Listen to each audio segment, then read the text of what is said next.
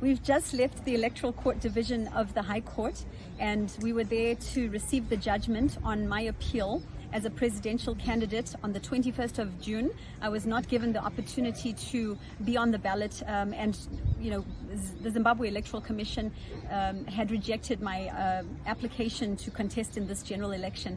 However, the court has ruled that my name will be added to the ballot. I'm very excited. I'm overjoyed actually right now, because finally we have a woman who will be on the ballot August 23rd. We've been disadvantaged greatly, of course, because the last few weeks we've not been able to contest, but I do want to say I'm thankful and grateful that justice has taken its course. Going forward, it's now up to Zimbabwe to get out there and vote.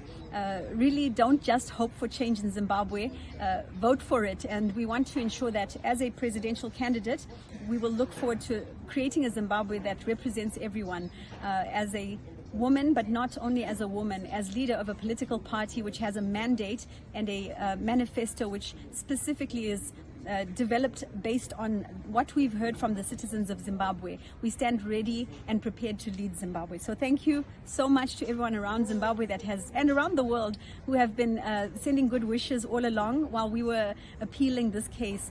We are there, and so I will stand proud. The work really has been going on all along, but I will work even harder to make sure that we reach every constituency and that we are able to to encourage our voters to turn up at the polling stations.